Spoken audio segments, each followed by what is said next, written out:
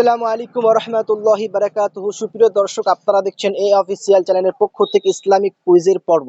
তো আজকে আমরা একটা ছোট্ট বোনটাকে পেয়েছি, তাকে আমরা ইসলামিক তিনটে প্রশ্ন করব।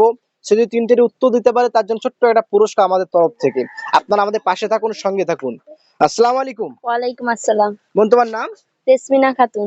আমি এসেছি এই অফিসিয়াল ইউটিউব চ্যানেলের পক্ষ থেকে। তোমাকে ইসলামিক তিনটে প্রশ্ন করব। তুমি যদি উত্তর দিতে পারো সঠিক, তোমার জন্য ছোট্ট একটা পুরস্কার রয়েছে। তুমি কি উত্তর দেওয়ার জন্য প্রস্তুত আছো? জি। প্রস্তুত আছো তো? হুম। চলো, তোমার জন্য প্রথম প্রশ্ন হচ্ছে, এখন আলহামদুলিল্লাহ রমজান মাস চলছে। হুম। তো রোজা রোজা কোন মাসে ফরজ হয়েছিল? সাবান মাসে।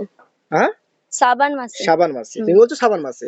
এটা কি ডান করে নেবো না অপশন দেবো? ডান। 100 হুম। একটা উত্তর ভুল হলে কিন্তু পুরস্কার পাবে না। ডান। ডান। হুম। ডান। হুম। 100 হুম। আলহামদুলিল্লাহ, একদম সঠিক উত্তর।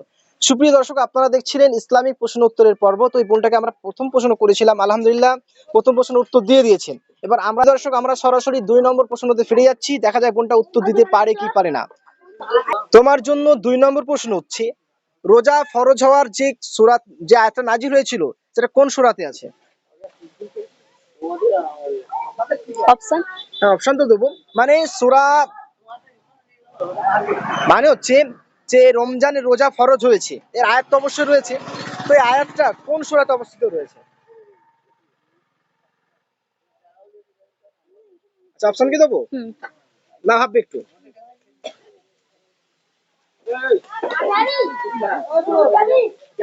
চলো, তোমার জন্য অপশন হচ্ছে সূরা আল বাকারা, সূরা ইয়াসিন, সূরা রহমান। আরেকবার। সূরা আল বাকারা, সূরা ইয়াসিন, সূরা রহমান। সূরা আল বাকারা। সূরা আল বাকারা। হুম। এটি কনফার্ম করে দিই? হুম। 100 হুম। দেখো, একটা উত্তর ভুল হলে কিন্তু পুরস্কার পাবে না। হুম। ডান করে দিই এটাই? হুম। আলহামদুলিল্লাহ, সঠিক উত্তর।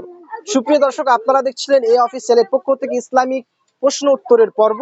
এই বোনটাকে আমরা 2 নম্বর প্রশ্ন করেছিলাম, আলহামদুলিল্লাহ উত্তর খুব সুন্দর দিয়ে দিয়েছে। তো আমরা সরাসরি 3 নম্বর প্রশ্ন ফিরে যাচ্ছি। আপনারা আমাদের সাথে থাকুন, পাশে থাকুন। তো বোন, তুমি 3 নম্বর উত্তর দেওয়ার জন্য কি প্রস্তুত আছো? হ্যাঁ। চলো, তোমার জন্য 3 নম্বর প্রশ্ন হচ্ছে, রমজান মাসে গর্ভবতী মহিলা যদি একটা রোজা কাজা করে দেয় বা ভঙ্গ করে, সেই বোনটাকে পরবর্তীতে কটা রোজা রাখতে হবে? একটা রোজা কাজা করে একটা রোজা রাখতে হবে। আচ্ছা, তুমি বলছো একটা, যদি একটা ভঙ্গ করে একটা রোজা রাখতে হবে, হুম। গর্ভবতী মহিলা। হুম। এর থেকে আমরা সঠিক হয়ে নেবো? হ্যাঁ। আর 100 হুম।